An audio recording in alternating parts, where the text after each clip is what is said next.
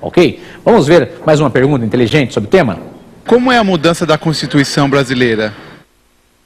Olha que outra pergunta muito interessante. Como é que é a mudança da nossa Constituição? Então vamos aqui dissecar para vocês. Nós vamos olhar o artigo 60 da Constituição. Se você pegar o artigo 60 da Constituição, você vai verificar lá como é que é a mudança da nossa Constituição. Presta atenção. Nós temos 3 incisos no artigo 60, incisos 1, 2 e 3. Nesses incisos estão previstas as pessoas que podem apresentar uma proposta de emenda constitucional. Em concurso são as famosas PECs, propostas de emenda constitucional. Os senhores vão verificar que lá estão previstos, né? 1/3 da Câmara ou 1/3 do Senado Federal. Quer dizer que um senador pode fazer uma proposta de emenda constitucional e colher pelo menos mais 26 assinaturas. Por quê? 27 senadores corresponde a 1/3 do Senado.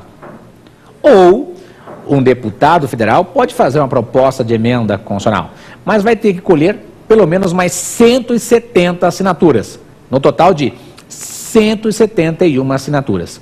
Quer dizer que, presta atenção, uma proposta de emenda constitucional pode começar na Câmara dos Deputados, com a proposta apresentada por 1/3 dos deputados federais. Ou pode começar com uma proposta apresentada por 1/3 dos senadores brasileiros. Tranquilidade? Vimos o inciso 1, então, do artigo 60. Interessante. No inciso 2, quem é que pode assinar a proposta de emenda constitucional? Basta a assinatura do presidente da República. Então, ele, ao assinar a proposta de emenda constitucional, pode encaminhar, no caso, ele vai encaminhar para a Câmara dos Deputados. Além disso, presta atenção, temos mais um inciso, o inciso 3º. O inciso 3º trata do quê? Mais da metade das assembleias legislativas, manifestando-se cada uma delas pela maioria relativa de seus membros. Vou repetir. Mais da metade das assembleias legislativas, manifestando-se cada uma delas pela maioria relativa de seus membros. Então, quem pode propor uma proposta de emenda constitucional? Vamos rever? Meu amigo, ou 1/3 da Câmara, ou 1/3 do Senado, ou a assinatura do presidente da República, ou mais da metade das assembleias legislativas, manifestando-se cada uma delas pela maioria relativa de seus membros. Então, acabamos de ver a apresentação, né, da proposta, né? A PEC. Quem pode propor uma PEC? Apresentada a PEC. O que vem depois? Vem lá o sistema de aprovação. Quem é que pode, né? Como é o sistema de aprovação? E já falei mais de uma vez hoje, hein? 3/5 em 2 turnos nas 2 casas do Congresso Nacional. E onde está isso? Meu amigo, isso está no parágrafo 2º do artigo 60. Entendeu? Eu saí de um dos incisos do artigo 60 e fui para o parágrafo 2º do artigo 60. Conseguimos? Depois disso, então temos 2 votações na Câmara, 2 votações no Senado. O que está faltando? Presta atenção. Depois disso, nós vamos para a fase da promulgação. Quem é que promulga uma emenda constitucional? Bom, quem promulga uma emenda é a mesa da Câmara dos Deputados e a mesa do Senado Federal. A mesa, presta atenção, da Câmara dos Deputados e a mesa do Senado Federal. Quer dizer que eu vou ter a assinatura dos presidentes, dos 2 vices de cada casa e dos 4 secretários. Essa é a composição da mesa. Dica para a prova. Não existe sanção nem veto de emenda constitucional, ok? Não existe sanção nem veto de emenda constitucional. Depois, então, da promulgação, vem o quê? Vem a publicação. Emenda constitucional número tal. Vamos recapitular? Então perceba. Quem pode propor uma PEC? 1/3 da Câmara, 1/3 do Senado. Ou presidente da República, ou mais da metade das assembleias legislativas, manifestando-se cada uma delas pela maioria relativa de seus membros. É a fase da iniciativa. Depois disso, eu vou para onde? Eu vou para a aprovação, sistema de aprovação. 3/5 em 2 turnos nas 2 casas do Congresso. De um dos incisos do artigo 60, eu fui para o parágrafo 2º do artigo 60. E depois, eu vou para onde? Presta atenção. Nós vamos para o parágrafo 3º do artigo 60. Quem está lá no parágrafo 3º do artigo 60? É a fase da promulgação. Mesa da Câmara e mesa do Senado, com respectivo número de ordem. E por fim vem o quê? Por fim, vem o tema publicação. Publicou, a emenda constitucional está valendo, ok? Iniciativa, artigo 60, incisos 1, 2 ou 3. Depois, vem a aprovação, parágrafo 2º. Depois vem a promulgação, parágrafo 3º do artigo 60. E por fim, vem lá a publicação, ok? Emenda constitucional número tal. Lembre-se, nós temos 57 emendas constitucionais por enquanto, pode ter mais, ok? Feito isso, estendemos essa pergunta muito inteligente. Vamos para a próxima perguntinha, vamos ver o que pergunta o nosso querido aluno, o nosso querido bacharel. O que é limitação material às mudanças constitucionais? Olha que pergunta interessante. O que é uma limitação material às mudanças constitucionais? Veja, limitação material às mudanças são as famosas cláusulas pétreas. Meu amigo, são 7 nomes para fins de prova da ordem. Vamos ver, o nome mais técnico do CESP Nacional, prova de Minas Gerais também. Limitações materiais às emendas constitucionais. Nome bem técnico, limitações materiais às emendas constitucionais.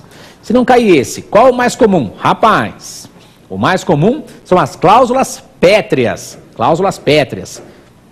Além disso, tem mais? Lógico que tem. Além das cláusulas pétreas, nós temos núcleos constitucionais intangíveis, núcleos constitucionais intangíveis. Temos ainda cerne fixo, ok? Temos ainda cláusulas inabolíveis, cláusulas de inamovibilidade ou cláusulas inamovíveis. Vamos repetir? Nós temos então limitações materiais às emendas constitucionais, ou cláusulas pétreas, ou núcleos constitucionais intangíveis, ou cerne fixo, olha que mais, cláusulas inabolíveis, cláusulas de inamovibilidade e cláusulas inamovíveis. Meu amigo, para nossa sorte, o que mais cai na prova da ordem? Limitações materiais às emendas ou cláusulas pétreas. Mas tem outros nomes, você percebeu? Cerne fixo, núcleos constitucionais intangíveis, cláusulas de inamovibilidade, cláusulas inamovíveis, cláusulas inabolíveis. Rapaz, que tema interessante, né? Então, são aquelas partes que não admitem modificação da Constituição para a redução de direitos, ok? Então, são partes que não admitem modificação para a redução de direitos. E onde elas estão? Meu amigo, anote aí. As cláusulas pétreas estão no parágrafo 4º do artigo 60. São as famosas cláusulas pétreas expressas ou explícitas. Parágrafo 4º do 60. Cláusulas pétreas expressas ou explícitas. Ok? São partes que eu não posso mexer para modificar. E quais são? Muito bem. Nós temos lá a forma federativa de Estado, o voto direto, secreto, universal e periódico, a separação dos poderes e os direitos e garantias individuais. São as cláusulas pétreas expressas ou explícitas, que são as que mais caem em prova e em concurso, ok? Existem também as cláusulas pétreas implícitas, que dizem respeito ao contexto da norma, ao contexto da criação da mudança da Constituição, ok? O próprio artigo 60 é cláusula pétrea implícita. Se você encontrar o Ministério Público é instituição permanente, cláusula pétrea implícita, e também as Forças Armadas são instituições permanentes. Então é interessante. Cláusula pétrea expressa ou explícita, parágrafo 4º do artigo 60. Cláusula pétrea implícita do contexto. O próprio artigo 60 é uma cláusula pétrea implícita, e também temos lá as Forças Armadas são instituições permanentes, artigo 142, permanente para sempre vai existir. O Ministério Público é a instituição permanente, ou seja, MP para sempre vai existir, artigo 127, caput. Muito bem, vamos rever o que nós acabamos de tratar? Então presta atenção. Cláusulas pétreas são partes da Constituição que não admitem mudança. Partes da Constituição que não admitem mudança, presta atenção, visando a redução de direitos. Jamais fale, as cláusulas pétreas ou as limitações materiais são partes que não comportam mudança. Presta atenção.